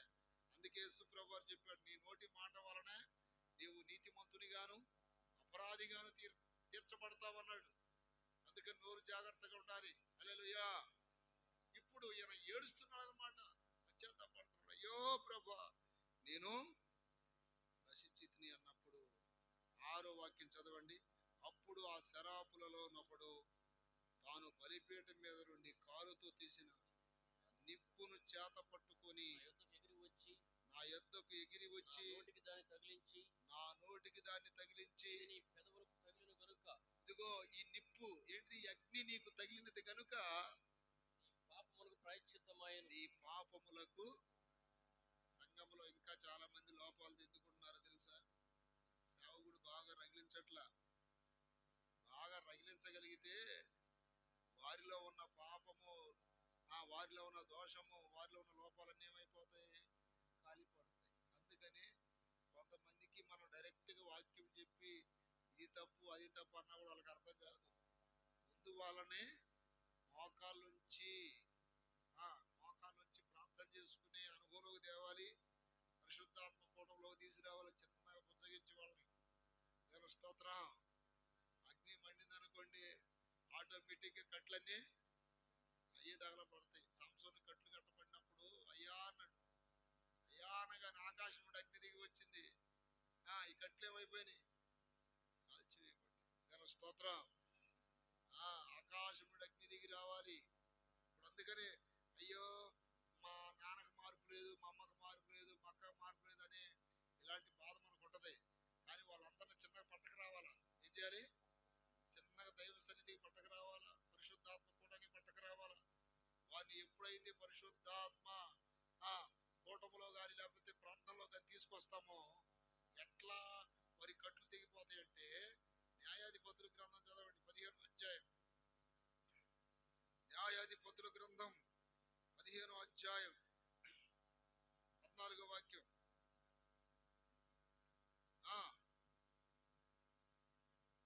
15:14. లేహీకి వచ్చే వరకు ఫిలిష్తీయులు అతను ఎదుర్కొని కేకలు వేయగా యెహోవా ఆత్మ అతని మీదకి బలముగా వచ్చినందున అతని చేతులకు కట్టబడి తాళ్ళు అగ్ని చేత కాల్చబడి జరుపునారు వాళ్ళు ఆయన. చూసారా? ఇప్పుడు యెహోవా ఆత్మ అతని మీదకి బలముగా వచ్చినందున అతని చేతులకు కట్టబడిన తాళ్ళు అగ్ని చేత కాల్చబడిన జనపనార వలె ఆయన అని వాక్యం చెప్తుంది. ఇక్కడ గమనించండి, సాంసోనుకి కట్టబడినటువంటి ఆ తాళ్ళు ఎవరైనా వచ్చి కట్ చేశారా? ఎవరైనా వచ్చి తెంపారా? పరిశుద్ధాత్మ దేవుడే కదా. ఈ రోజున మనకి, మన వారికి ఇంకెవరి కట్లైనా తెగిపోవాలి అంటే పరిశుద్ధాత్మను పొందాలి. పరిశుద్ధాత్మ దేవుడే వారి కట్లను తెంపుతాడు. వారి పాపం అనే కట్లు, దోషం అనే కట్లు, అపరాధం అనే కట్లు, అలాగే తెలిసి తెలియనటువంటి అజ్ఞానం అనే కట్లు దేవుని ఆత్మ చేత తెగిపోతాయి. అప్పుడు సంపూర్ణముగా వారు పాపశుద్ధిని పొందుకుంటారు. దేవుని స్తోత్రాలు చెప్పండి గట్టిగా. హల్లెలూయా. నా కట్లు తెంపయ్యా, నా వారి కట్లు తెంపు నాయనా. నేను ఎంత చెప్పినా, ఎంత వేడుకున్నా, బతిమాలుతున్నా వారికి మార్పు రావట్లేదు ప్రభా అని నువ్వు బాగా ప్రార్థన చేయగలిగి వారిని చిన్నగా దైవ సన్నిధికి నడిపించగలిగితే పరిశుద్ధాత్మ దేవుడే వారి కట్లను తెంపుతాడు. పరిశుద్ధాత్మ వలన ఏం కలుగుతుందంట? ఈ నిప్పు వలన పాప నివారణ. హల్లెలూయా. రెండోది అగ్ని వలన ఏం కలుగుతుంది? ఒకటి అగ్ని వలన పైకి చూస్తారు, రెండోది అగ్ని వలన పాప నివారణ కలుగుతుంది, మూడోది అగ్ని వలన పాము చచ్చిపోతుంది. అగ్ని వలన ఏం చచ్చిపోతుంది అంటే ఘట సర్పం చచ్చిపోతుంది. చదవండి వాక్యం, అపోస్తుల కార్యం 28వ అధ్యాయం 2-3 వాక్యాలు చదివితే వాడ బద్దలైపోయింది. ఒక దీవికి చేరుకున్నారు. ఎవరో అపోస్తుడైన పౌలు, కొందరు ఖైదీలు, అలాగే సైనికులు. అనాగరికులకు ఆ ద్వీపవాసులు మాకు చేసిన ఉపచారం ఎంతెంత కాదు. ఎలాగనగా అప్పుడు వర్షము కురియుచు చలిగా ఉన్నందున వారు నిప్పు రాజబెట్టి మమ్మను అందరిని చేర్చుకొనిరి. అప్పుడు పౌలు మోపిడి పొలలేరి నిప్పుల మీద వేయగా ఒక సర్పము కాకకు బయటికి వచ్చి అతని చెయ్యి పట్టిను. గమనించండి, లోతైనటువంటి విషయాలు గమనించాలి. అక్కడ అగ్నిని రాజబెట్టినప్పుడు పొలంలో నుండి ఏమొచ్చిందట బయటికి? పొలాలు అనగా అర్థం ఏంటి? ఇశ్రాయేలు గురించి ఏమన్నాడు? వారు కట్టెలు అన్నాడు. నా ప్రజలు కట్టెలు. ఇప్పుడు ఈ పొలాలు అంటే ఎవరో విశ్వాసులు. మీరందరిని తీసుకొస్తున్నాం ఎక్కడికి? దైవ సన్నిధికి. ఇప్పుడు వారి మధ్యలో ఉన్న పాము ఎట్లా రావాలా బయటికి? ఎట్లా రావాలి? నిప్పుని మండించాలా. నిప్పును మండిస్తేనే సర్పం బయటకు వస్తుంది. నీ ఇంట్లో నీవు నిప్పును రగిలిస్తేనే ఇంట్లో ఉన్న సర్పం బయటకు వచ్చింది. బయటకు వచ్చి ఏం చేసింది? మండించేవాడిని పట్టుకుంది. హల్లెలూయా. ఎవరిని పట్టుకుంది? అక్కడ మిగతా వాళ్ళని పట్టుకోవచ్చుగా. పౌలు యొక్క వ్రేలుని పట్టుకుందంట. అది ఈ రోజున ఎవరైతే బాగా మండిస్తారో ఆ సేవకులనే పట్టుకుంటాడు సాతానుడు. సర్పం అనే సాతానుడు పట్టుకుంటాడు, కానీ వాడు మనం ఏం చేయలేడు. దేవుని స్తోత్రం. అప్పుడు మనం జయిస్తాం ప్రభు శక్తి ద్వారా, నామంలో. ఇప్పుడు ఆ పాము ఏం చేసిందంట? ఆ కాకకు బయటికి వచ్చి సంఘములో బాగా కాక రగిలియాల. హల్లెలూయా. ఏం చేయాలి? బాగా కాక వేయాలి. ఎక్కడ? సంఘంలో, ఇంట్లో బాగా రగిలిస్తా ఉంటే ఏ మూలలో ఉందో పాము ఏమైతే చిన్నగా బయటకు వస్తుంది. ఇంకా కింద చదవండి ఏముందో. బయటకు వచ్చి ఏం చేసిందంట? బయటకు వచ్చి అతని చేయి పట్టును. ఎవరు చెయ్యిని? పౌలు చేతి. నీ చెయ్యిని పట్టుకుంటది. ఎందుకని? కాకేసినప్పుడు జాగ్రత్తగా ఉండాలా. అర్థమైందా? పట్టుకుంటది నీ చెయ్యిని. చెయ్యి అంటే ఏంటి అర్థం? మైండ్. దేవుని స్తోత్రం. మైండ్ని పట్టుకుంటది. మానసికంగా దిగులు పడేటట్టు చేసిద్ది. దేవుని స్తోత్రం. బాధపడేటట్టు చేసిద్ది, నిరాశ పడేటట్టు చేసిద్ది సాతాను. దేవుని స్తోత్రం. వాడు పట్టుకోవడం అంటే అర్థం ఏంటి? మనసును బంధించేస్తాడు, హృదయాన్ని బంధించేస్తాడు. నిరాశతో ఏది నా బ్రతికెట్టు అయిపోయింది, ఏది నా పప్పెట్టు అయిపోయింది, ఏది నేను ఎట్ట అయిపోయాను, అట్ట అయిపోయాను, ఎట్ట అయిపోయాను, ఇదే దిగులు, ఇదే చింత. దీనికి గల కారణం ఏంటి? ఆ పాము అనేది పట్టుకుంది. అసలు మనం పట్టుకోవాల్సింది ఎవరు? పరిశుద్ధాత్మ దేవుడు, యెహోవా దేవుడు, యేసుక్రీస్తు ప్రభుల వారు. పేతురుని ఎవరు పట్టుకున్నారు? యేసయ్య పట్టుకున్నాడు. యాకోబుతో ఏమన్నాడు? యెహోవా దేవుడు అంటే తండ్రి, నీ చెయ్యి పట్టుకొని నిన్ను నడిపించువాడను నేనే. హల్లెలూయా. పట్టుకోవాల్సింది దేవుడు కదా. ఇక్కడ పౌలు చేతిని పట్టుకుంది ఎవరో? పట్టుకొని చదవండి. ఆ ద్వీపవాసులు ఆ జంతువు అతని చేతిని వేలాడ చూసినప్పుడు నిశ్చయముగా ఈ మనుషుడు నరహంతకుడు. అంటే ఏదేదో అనుకుంటున్నారు. అంటే బాగా అగ్ని మండిస్తున్న వాడిని సర్పం పట్టుకుంది. సర్పం పట్టుకోగానే అందరు చూస్తున్నారు. ఆ సర్పం పట్టుకున్నప్పుడు అంటే ఏంటి? మండిస్తున్న వారికి కొన్ని శోధనలు వస్తున్నప్పుడు సమాజం గమనిస్తుంటది. అంత భక్తిపరుడా, అంత నీతి గలవాడా, అంత నీతి ఉంటే ఈ శోధనలన్నీ ఎందుకు వస్తున్నాయి అని అంటారు. అననే ఆ శోధనలన్నీ ఎదుర్కొంటున్న వాడు రేపు అక్కడ గెలుస్తాడు. పాము పట్టుకుంది, కానీ పాము విషయం అతనికి ఎక్కల. సాతాను శోధిస్తాడు. ఆ శోధనలో మనల్ని ఏమీ చేయలేవు. గట్టిగా చెప్పండి. సాతాను శోధిస్తాడు. ఆ శోధన మనల్ని ఏం చేయలేదు. ఎందుకని? దేవుడు మనకు తోడై ఉన్నాడు. ఆ శోధనను జయించే శక్తిని దేవుడు మనకి ఇస్తాడు. దేవుని స్తోత్రం కలుగును గాక. మీకు వాక్యం అర్థమవుతుందా? మండించే వాళ్ళనే సాతానుడు పట్టుకుంటాడు. ఇప్పుడు ఆ సాతానుని మనం జయించాలి అంటే అలా మౌనంగా ఉండాలి. అనేవాళ్ళని అన్నేమండి, అనేవాళ్ళనే అన్నేయండి, సైలెంట్ గా చూడటమే. మరలా ఏ నోర్లు అయితే నిందించాయో అదే నోర్లు పొగుడుతున్నాయి. ఇప్పుడు ఎంతసేపు అయింది పాము కరిసి, అయినను ఇతగాడు చావట్లేదే. ఇతడు నిజముగా దేవదూత. దేవదూత అన్నారుగా. హల్లెలూయా. అలాంటప్పుడు మనం చెప్పండి, అలాంటప్పుడు మనం మొహం మార్చుకోకూడదు. మా నాన్న అన్నాడు, మా భార్య అన్నాడు, నా పిల్ల అన్నాను, ఎట్ట పెట్టకూడదు. రగులుతూ ఉండాలి. ఆయన అక్కడ మెరిసిందంట చూడండి. అతని కన్నులు ఏమైనాయి లేదా మాట?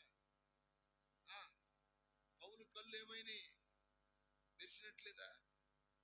దేవుని స్తోత్రం కలుగును గాక. మెరుస్తున్నాయి, ముఖం మెరుస్తుంది. హల్లెలూయా. ఏ హాని జరగలేదు. దేవుని బిడ్డలకి దేవుడు శక్తినిచ్చాడు. ఏంటా శక్తి? పాములను, తేళ్లను, పాములను. నిరాశ పడిపోయి, అయ్యా బ్రదర్ ప్రార్థన చేసుకున్నావా? నా మనసేం బాగలేదు. అమ్మా సహోదరి రాత్రి ప్రార్థన చేసుకున్నావా? నా నా మనసు ఏం బాగలేదండి అంటే వాడిపోతున్నావా? ముఖం మార్చుకున్నావా? బాధపడతా కూర్చున్నావా? లేక దేవుని మీద భారమేసి ఆత్మతో నింపబడి ఆత్మలో ఆనందిస్తూ ఆత్మలో రగులుతూ సాతాను తలను చితకదొక్కుతావా? ఈ రెండు సవాళ్ళు మన ముందుంటాయి. దాని స్తోత్రం కలుగునగాక. చదవండి లూకా సువార్త 10:19. ఇదిగో పాములను తేళ్లను త్రొక్కుటకును శత్రువు బలమంతటి మీద మీకు అధికారం అనుగ్రహించి ఉన్నాను. శత్రు బలమంతటి మీద మీకేమిస్తున్నాను? అధికారం ఇస్తున్నాను. హల్లెలూయా. మొక్కలంచండి, ఒకసారి మొక్కలంచండి. హల్లెలూయా, హల్లెలూయా, హల్లెలూయా. దేవుడు మనకి పాముల మీద, తేళ్ల మీద, శత్రు బలమంతుడి మీద మనకు అధికారం ఇచ్చాడు. మనం వాడిపోకూడదు, ముఖం మార్చుకోకూడదు. ఆత్మ శక్తి పొందుకొని అగ్నిని రగిలించాలి.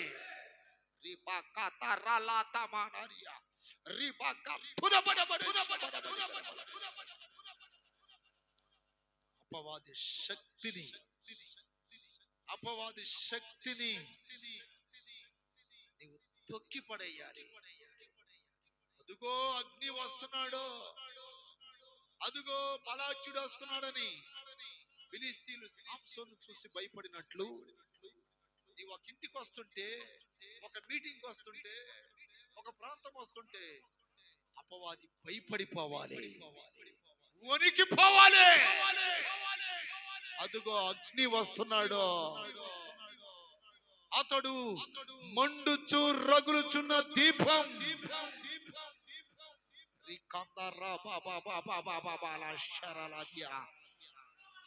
ఆత్మలో ఆత్మలో ఆత్మలో మండాలి, ఆరిపోకూడదు, ఆరిపోకూడదు. ఒక అగ్ని నీలో రగులుతూ ఉండాలి,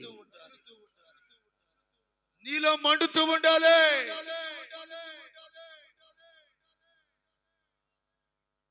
ఈ అగ్నిని పాములు పట్టుకున్నా, ఈ అగ్నిని తేళ్లు పట్టుకున్నా, ఎవరు పట్టుకున్నా ఏం చేయగలరు? ఆ పాము విషము మాకు ఎక్కదో, ఆ పాము నెప్పి మాకు తెలియదు, ఆ తేలు నెప్పి మాకు తెలియదు. మమ్మల్ని మధురమైన అనుభవంలో నడిపిస్తున్నాడు, పరలోక ఆనందంతో నింపుతున్నాడు. ఈ లోక నెప్పులు మాకు ఏమి నెప్పనిపించవు. ఆత్మతో మండి అభిషేకం పొందాలి, ఆత్మానందముతో, ఆత్మతో మండి మండు, ఆత్మానందముతో గంతులు వెయ్యాలి, ఆత్మతో మండి అభిషేకం పొందాలి, ఆత్మానందముతో గంతులు వెయ్యాలి, ఆత్మతో మండి అభిషేకం పొందాలి, ఆత్మానందముతో, ఆత్మతో మండి అభిషేకం పొందాలి.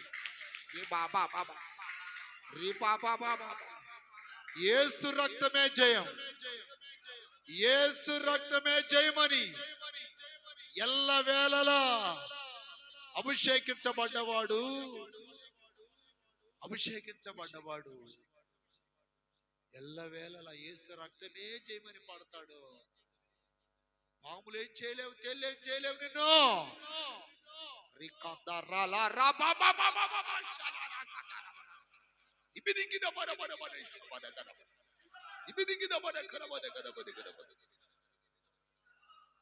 ఆత్మతో మండి అభిషేకం పొందాలి, ఆత్మానందముతో, ఆత్మతో మండి అభిషేకం పొందాలి, ఆత్మానందముతో, ఆత్మతో మండి, ఆత్మతో మండి, ఆత్మ.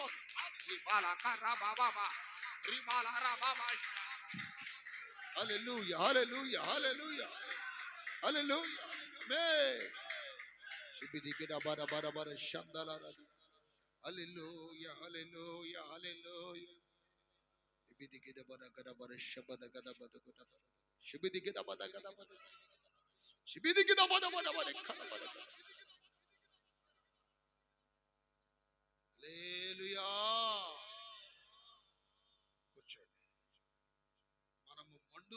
పాత్రలము. ఎవరమండి? మండుతున్న పాత్రలము. మీకు చిన్న చిన్న ఎగ్జాంపుల్ చెప్తాను. ఒకటి, పొయ్యి మీద ఒక పాత్ర ఉంది, కింద ఒక పాత్ర ఉంది. పొయ్యి మీద ఒక పాత్ర ఉంది, కింద ఒక పాత్ర ఉంది. పొయ్యి క్రింద ఏముంది? నిప్పు ఉంది. నిప్పు ద్వారా ఈ పాత్ర ఏమవుతుంది? మండుతూ ఉంది, కాలుతుంది. కింద ఒక పాత్ర ఉంది. ఈ రెండు పాత్రలలో ఏగలు ఏ పాత్ర మీదకి వచ్చి వాలగలవు? హల్లెలూయా. ఒక పాత్ర పొయ్యి మీద ఉంది, ఒక పాత్ర దూరంగా ఉంది. అది చల్లారిపోయింది, దానికి అగ్ని లేదు. దాని మీద వాలగలవు అగ్ని. ఏంటి? ఏగలు. కానీ మండుతూ మంటగలిగి సెగగలిగి వేడి మీద ఉన్న ఈ పాత్ర మీద వాలగలవా? వాలలేదు. ఈ రోజున పౌలు మండుతున్న ఒక పాత్ర. పాము ఇది కరిస్తే ఇడు పోతాడు అనుకుంది. ఆ పాత్ర మండుతున్న పాత్ర. అది వాలినియే కాలిపోవాలి, టచ్ అయిన ఏమవ్వాలి? మాడిపోవాలి. స్తోత్రం. పాములు టచ్ అయితే కాలిపోతాయి, తేళ్లు టచ్ అయితే కాలిపోతాయి. లోకములో ఏ ఆశలు టచ్ అయినా కాలిపోవాల్సిందే. స్తోత్రం కలుగునగాక. మనం ఎవరమే? బాగా కాగిన పాత్రలు మనం అట్టుండాలి. ఏ శోధన, శ్రమ, బాధ, కష్టము, కన్నీళ్లు నీ మీద వాలితే అవి గాలిపోవాల్సిందే గాని నీకు ఏమి కాకూడదు. హల్లెలూయా. ప్రియ సహోదరి సహోదరులారా, మనం మండుతున్న అగ్ని జ్వాలల వలె యోహానులాగా ఉండాలి. దేవుని స్తోత్రం. అందుకని మూడవదిగా ఈ పరిశుద్ధాత్మ పొందినటువంటి లేక మండుతున్నటువంటి లేక నిప్పును కలిగినటువంటి వ్యక్తులకు జరుగుతున్న మూడో క్రియ ఏంటంటే, సంఘము లేక పొల్లలో కనబడుతున్న దేవుని బిడ్డల మధ్యలో నుండి సర్పము బయటికి వస్తుంది. అంటే అది బయటికి వెళ్ళిపోవాలి, అది తగలబడాలి, చచ్చిపోవాలి. చివరికి ఏం చేశాడంట? దాన్ని ఏం చేశాడు? అగ్నిలోని జాడించాడంట. ఈరోజు జాడించాలా లేదా? యేసునామములో జాడించాలా లేదా పాముల్ని? కొంతమంది జాడించరు, పక్కనే పెట్టుకుంటారు. జోబులో పాముని పక్కనే ఉంటుంది, అది దాన్ని పక్కనే పెట్టుకోకూడదు, దాన్ని జాడించాలి. ఎక్కడ జాడించాలి? జాడించడం అంటే ఇది హల్లెలూయా. ఒకవేళ పట్టుకుంటే చిన్నగా తీసుకురావాలి. ఎక్కడికి? సన్నిధికి. ఎక్కడ తీసుకొచ్చి జాడించాలి. ఎట్లా? నీ మనసుని కలవరపరుస్తున్న సమస్యలైనా, ఆలోచనలైనా, తలంపులైనా, ఏదైనా లోకంలో మనం జయించలేనివన్నిటిని తీసుకొచ్చి ఇక్కడ జాడించాలి. అప్పుడేమైపోతాడు? తగలబడిపోతాయి. దేవుని స్తోత్రం కలుగును గాక. అందుకని అగ్ని ఎందుకయ్యా అంటే సర్పమును చంపడానికి. నాలుగోది అగ్ని ఎందుకంటే అడవిని తగలబెట్టడానికి. చెప్పండి, అడవిని తగలబెట్టడానికి. యాకోబు పత్రిక 3వ అధ్యాయం 7వ వాక్యం చదువుకుందామా? అలాగుననే నాలుక కూడా చిన్న అవయవమునైనను బహుగా అదిరిపడును. ఎంత కొంచెము నిప్పు ఎంత విస్తారమైన అడవిని తగలబెట్టును. చూసారా? నిప్పు ఏం చేస్తుందంట? అడవిని తగలబెడుతుంది. ఇక్కడ అడవి అనగా లోకము. దేని స్తోత్రం. అడవి అనగా దేని సాదృశ్యం అండి? లోకము. యెషయా గ్రంథము 14వ అధ్యాయం 17వ వాక్యం చదవండి. యెషయా గ్రంథం 14:17. భూమిని కంపింపజేసి రాజ్యములను వణికించిన వాడు ఇతడేనా? లోకమును అడవిగా చేసి దాని పట్టణములను పాడు చేసిన వాడు ఇతడేనా? చెరపట్టిన వారిని తాను చెరపడిన వారిని తమ నివాస స్థలములకు పోనీయనవాడు ఇతడేనా. చాలు. చూసారా, అడివంటి దేనికి సాదృశ్యం అండి? లోకమునకు సాదృశ్యం.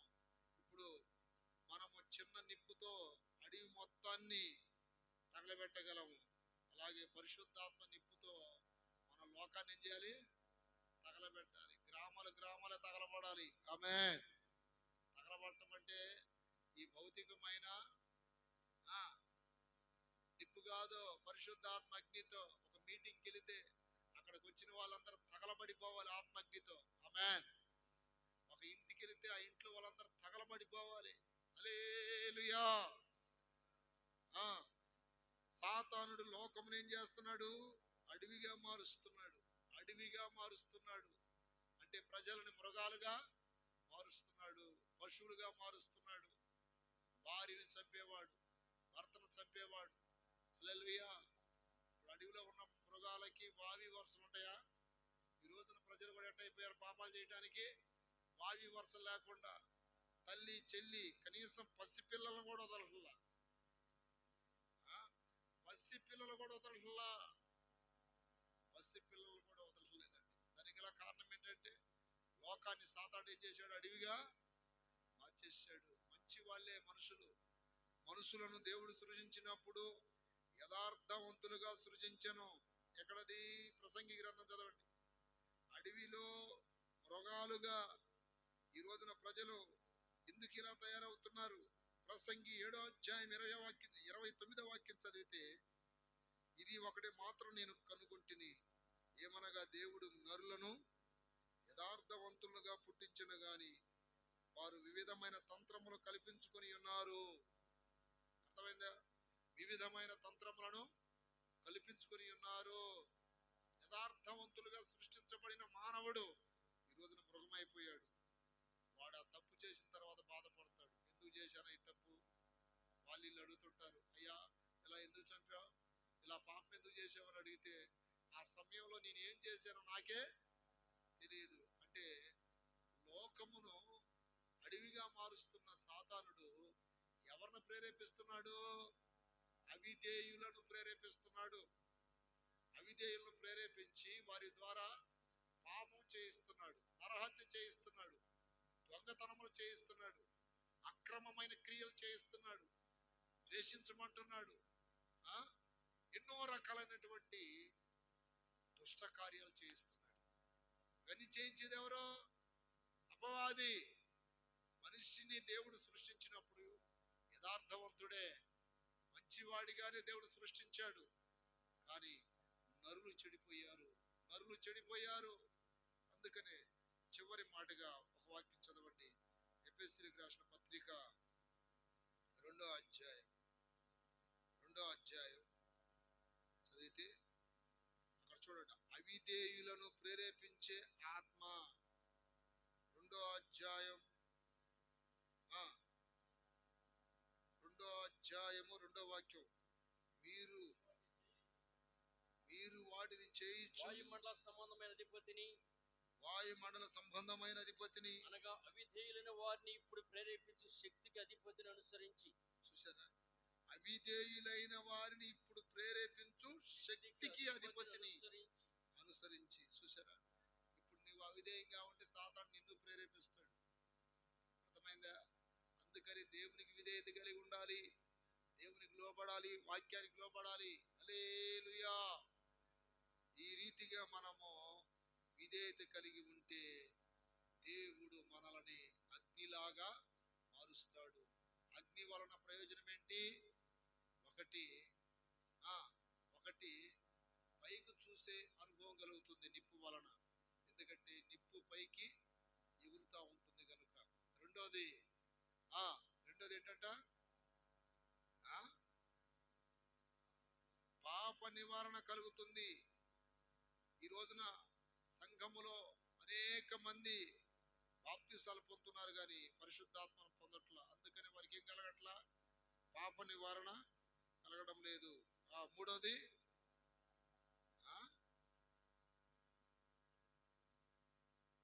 పాము, సర్పం, అంటే ఘట సర్పం, ఆది సర్పం, దయ్యాలు చచ్చిపోతాయి, వాటిని చంపగలం, వాటిని చితక త్రొక్కగలం, హల్లెలూయా, వాటిని ఎల్లగొట్టగలం. సర్పం బయటికి రావాలి అంటే, సర్పం నశించిపోవాలి అంటే అగ్ని కావాలి. తర్వాత తర్వాత తర్వాత పాయింట్ ఏంటి? నాలుగోదా?